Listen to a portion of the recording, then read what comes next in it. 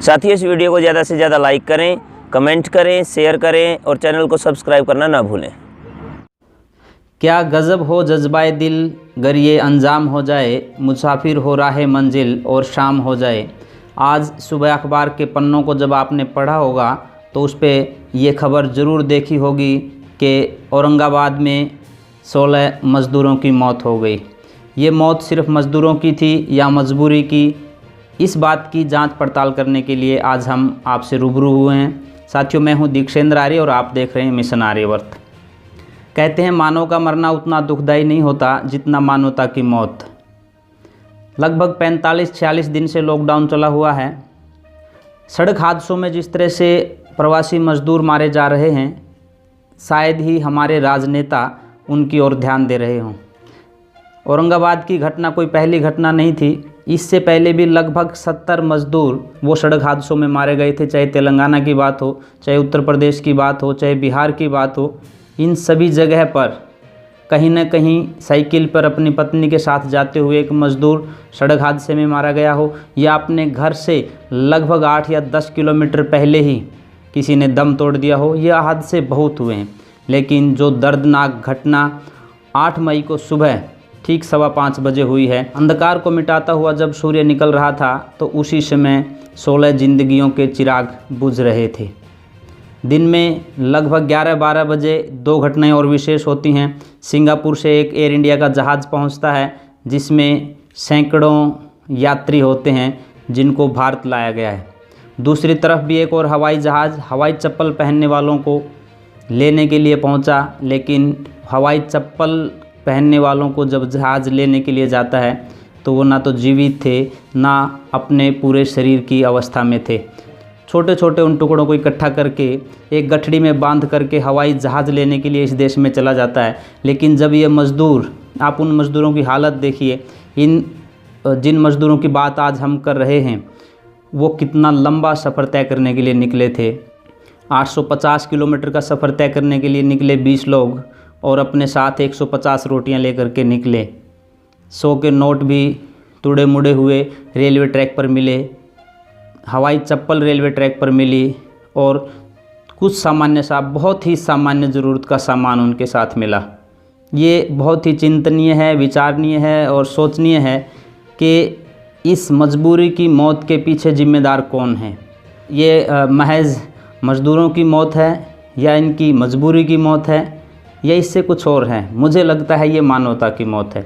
ये उस राजनीति की इच्छा शक्ति की मौत है जो आज राजनेताओं में दिखाई नहीं देती और साथ ही साथ मौत है उन मज़दूरों के बच्चों को देखे गए सपनों की, जो ये इस आस में बैठे हुए थे कि हमारे परिवारजन आएंगे। पिछले लगभग 40-45 दिन से जो व्यक्ति हर रोज़ मजदूरी करके शाम को अपने घर के लिए भोजन की सामग्री जुटाता है और 45-50 दिन से जो एक पैसा नहीं कमा रहा था, वो व्यक्ति किस प्रकार से वहाँ रह सकता था। बहुत से लोगों ने ये प्रतिक्रिया भी की कि उनको रेलवे ट्रैक पर चलने की ज़रूरत क्या थी या उनको वहाँ से आने की ज़रूरत क्या थी, वो वहाँ पर भी रुक सकते थे। आप सहज में अपने से अंदाज़ा लगा सकते हैं। आपके पास खाने के लिए भोजन नहीं है, किसी अन्य ज़रूरतों को पूरा करने के लिए जेब में पैसे नहीं हैं। जो मज़दूर प्रतिदिन कमा करके प्रतिदिन खाने की मजबूरी में जी रहे हों, उन लोगों के लिए 45 और 50 दिन बिना मजदूरी किए काटना, सिर्फ दूसरों के रहमो करम पर काटना कितना मुश्किल होता है। और शायद उसी मुश्किल में, उसी मजबूरी मान करके इन लोगों ने बहुत कठोर निर्णय लिया 850 किलोमीटर का सफ़र पैदल तय करने का। लेकिन मजबूरी देखिए, 36 किलोमीटर का सफ़र तय करने के बाद उनकी ज़िंदगी का सफ़र भी रुक गया। सुबह ठीक 5:15 पर जिस तरह से मालगाड़ी आई और उनके चीथड़े चीथड़े करती हुई आगे की तरफ निकल गई। रेलवे मंत्रालय की बड़ी शर्मनाक, मैं कहूँगा, उस बात को उन्होंने ट्वीट किया है कि हम संवेदना प्रकट करते हैं, कोई भी यात्री रेल के ट्रैक पर ना चले। बहुत अच्छी बात है। वो भी मज़दूर भी इस बात को समझते थे, लेकिन 10 घंटे पैदल उसी ट्रैक पर चलते हुए जब वो आ रहे थे और उनको रास्ते में कोई रेल गाड़ी दिखाई नहीं दी, तो सहज में उनको भी ये हुआ होगा कि रेलगाड़ियाँ बंद हैं और सारे देश को पता है रेलगाड़ियाँ बंद हैं। जो आदमी 50 दिन से मजबूरी में कहीं पड़ा है और ज़बरदस्ती वहाँ से निकला है, वो समझ सकता है कि रेल शायद नहीं चल रही। और इसी आशा के साथ जो एक व्यक्ति बचा है, उस व्यक्ति ने बताया भी ये कि उनके दिमाग में ये बात थी कि रेलें बंद हैं तो रेलें चलेंगी नहीं, तो यहीं पर विश्राम कर लेते हैं। 36 किलोमीटर पैदल चलने की थकान ये राजनेता नहीं जानते। यदि इनको 6 किलोमीटर पैदल चलाने के बाद सुला दिया जाए तो इनकी नींद कब खुलती है, ये सोचने और विचारने की बात है। लेकिन इस देश के ये रहनुमा कब जागते हैं? जब हादसे हो जाते हैं। इनकी भी मौत की कीमत लगाई गई। मज़दूर जिस हादसे में मरे उसके बाद सरकार की तरफ से उनको 5-5 लाख रुपए देने की बात कही गई। और मध्य प्रदेश सरकार ने हवाई जहाज़, ये बीमारी जो हवाई जहाज़ में बैठने वाले लोगों के द्वारा इस भारत में लाई गई, और हवाई चप्पल पहनने वालों को इस बीमारी का सबसे ज़्यादा शिकार होना पड़ा। हालांकि हो सकता है वो कोरोना ना तो उनमें खुद में कोरोना था, ना वो कोरोना फैला रहे थे, लेकिन 2 वक्त की रोटी कमाने के लिए मजबूर, 2 वक्त की रोटी साथ लेकर के और 2 वक्त की रोटी अपने परिवार को मुहैया कराने के लिए निकले ये 16 लोग अपनी ज़िंदगी की आश रेलवे ट्रैक के ऊपर ख़त्म कर गए। अगर हम इसी तरह से बात करें, अकेले महाराष्ट्र के अंदर लगभग 5,76,00,000 प्रवासी व्यक्ति वहाँ रहते हैं। 2019 की हम रिपोर्ट की यदि बात करें, उसमें उत्तर प्रदेश, बिहार, उत्तराखंड, राजस्थान, मध्य प्रदेश के लोगों के अलावा हरियाणा और पंजाब के लोग भी रहते हैं। इतनी बड़ी संख्या, और उसमें से चंद लोग निकले।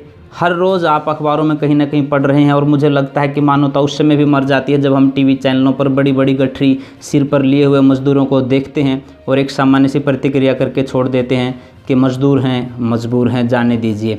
जैसे ही टीवी चैनलों के उस पर्दे से वो खबर ओझल हो जाती है, हमारी मानवता भी वहीं से ओझल हो जाती है और हमें कोई चिंता नहीं रहती। अक्सर इस देश में चाहे कावड़ की बात हो, चाहे इफ्तार पार्टी की बात हो, बड़े बड़े मजमे लगा करके और बड़ी बड़ी भोजन की व्यवस्थाएं करके, फूल मालाएं और हेलीकॉप्टर से फूल बरसा करके जिस देश में यात्रियों का स्वागत किया जाता हो, उसी देश में इन गरीब और असहाय मज़दूरों को दर दर की ठोकरें खाने के लिए सरकार ने मजबूर किया है।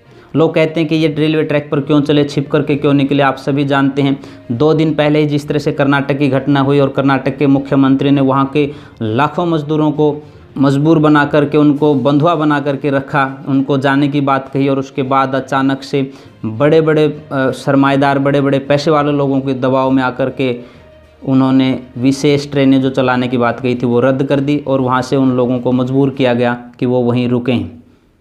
ये टीवी चैनलों पर ये बहस चली रही थी, तो अचानक ये घटना हुई, और शायद कर्नाटक के मुख्यमंत्री को थोड़े दिल को तसल्ली मिली होगी कि उनकी खबर आज टीवी चैनलों के पर्दों से ओझल हो गई हैं और ये गेंद महाराष्ट्र के पाले में जा कर के गिर गई है।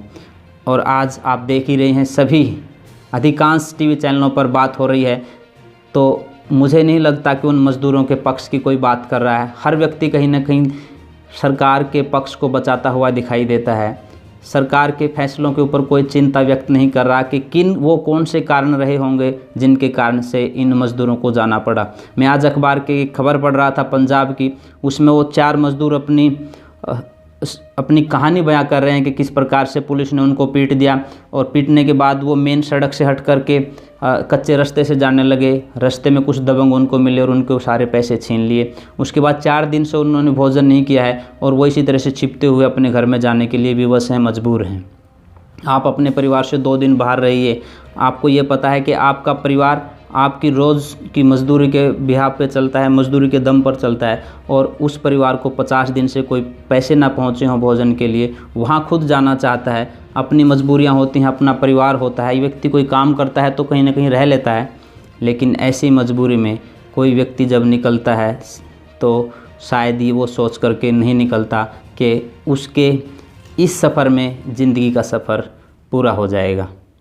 ऐसा नहीं है कि ये मज़दूर संवेदनशील नहीं है। झज्जर के पास की एक घटना और एक राजस्थान की घटना आपको पता होगी कि एक स्कूल में मज़दूरों को रोका गया, वो वहाँ कुछ दिन के लिए रुके। जर्जरित स्कूल को उन मज़दूरों ने बहुत सुंदर और आकर्षक बनाया।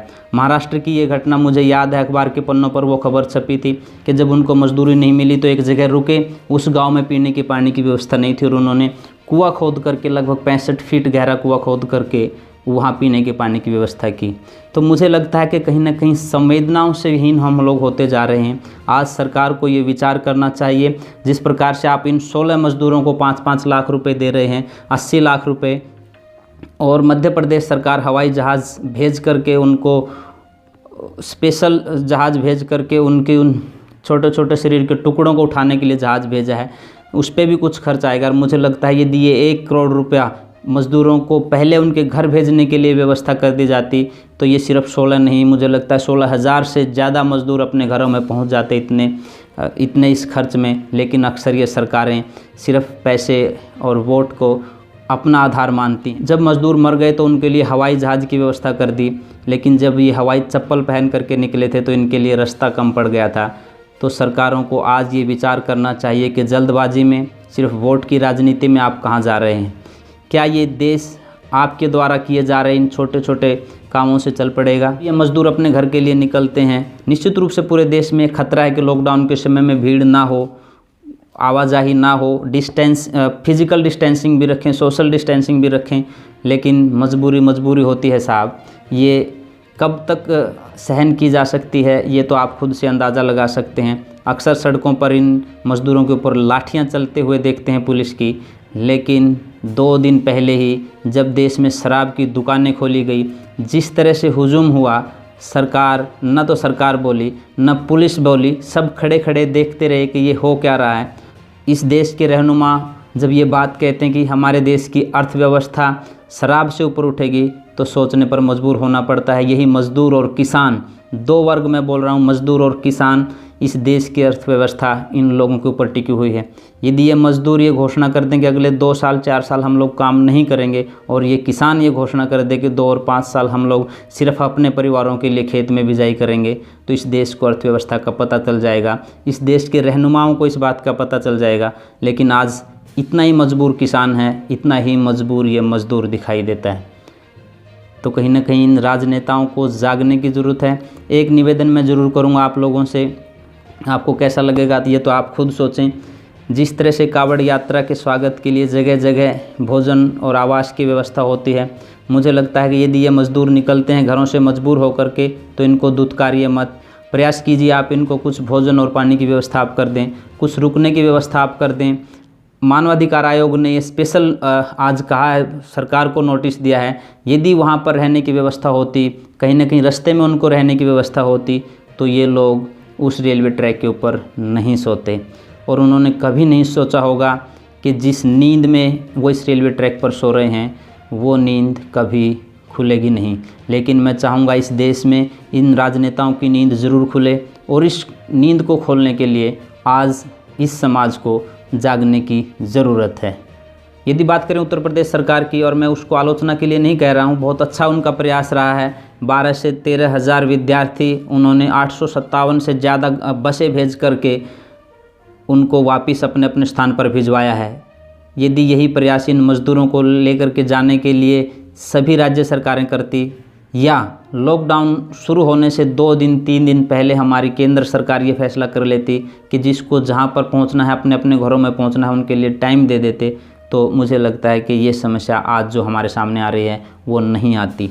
दूसरा, मैं ये चाहूँगा इस देश की सरकारों से कि बहुत जल्द कोई बड़ा फैसला लेकर के इन मज़दूरों को अपने आवास पर भेजने की व्यवस्था की जाए, और वो सुरक्षित और सहज वो कैसे पहुँचे ये व्यवस्था करें। क्योंकि आपने मिशन वंदे भारत शुरू किया है, और मिशन वंदे भारत के तहत मैं अपने साथियों को जानकारी देना चाहता हूँ, 7 से 15 मई तक 64 जहाज़ों के माध्यम से 12 देशों से लगभग 15,000 से ज़्यादा यात्रियों को वापस भारत लेकर के आ जाएगा। तो मुझे लगता है कि कुछ रेलगाड़ियाँ प्रवासी मज़दूरों के लिए भी आप खोल दीजिए, ताकि ये भी अपने अपने घर में पहुंच जाएं और अपनी ज़िंदगी की दौड़ कहीं इनको रेलवे ट्रैक पर ख़त्म ना करनी पड़े। आज कहीं ना कहीं ज़रूरत है कि रेल मंत्रालय सिर्फ ट्विटर से काम नहीं चलेगा। कब तक रेल मंत्रालय सिर्फ ट्वीट करते रहेंगे? कुछ न कुछ काम तो धरातल पर करना पड़ेगा। आप जिन लोगों को रेलवे ट्रैक पर ना चलने की नसीहत दे रहे हैं, हिदायतें दे रहे हैं, आपकी जानकारी में, आपके जहन में, आपके मन मस्तिष्क में ये बात होनी चाहिए कि वो लोग न ट्विटर को जानते हैं, न आपके सोशल मीडिया को जानते हैं, वो मज़दूर अपनी भूख को जानते हैं और रेलवे ट्रैक पर पड़ी ये रोटियां आपसे सवाल पूछ रही हैं, आखिर कब तक आप परजीवी बन करके, कब तक आप लाचार और बेबस बन करके इस देश के लोगों के साथ खिलवाड़ करते रहेंगे।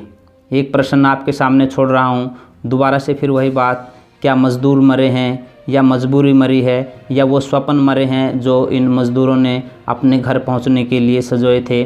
क्या मानवता की मौत हुई है? आपको ये वीडियो कैसी लगी अपनी प्रतिक्रिया ज़रूर दें और जहां पर भी इस तरह के मज़दूर मिलें उनके साथ मानवीय व्यवहार करें और प्रयास करें आप अपनी तरफ से उनको भोजन आवास की व्यवस्था करवाएं। निश्चित रूप से लॉकडाउन के नियमों का पालन हमें भी करना चाहिए, मज़दूरों को भी करना चाहिए, उसका पालन भी करवाते हुए मानवता का पालन भी आप ज़रूर करते रहें। देखते रहिए मिशन आर्यवर्त। साथियों, मेरा निवेदन है मिशन आर्यवर्त यूट्यूब चैनल को आप सब्सक्राइब करें, वीडियो को लाइक करें, ज्यादा से ज्यादा शेयर करें और गूगल प्ले स्टोर पर उपलब्ध मिशन आर्यवर्त ऐप को जरूर डाउनलोड करें।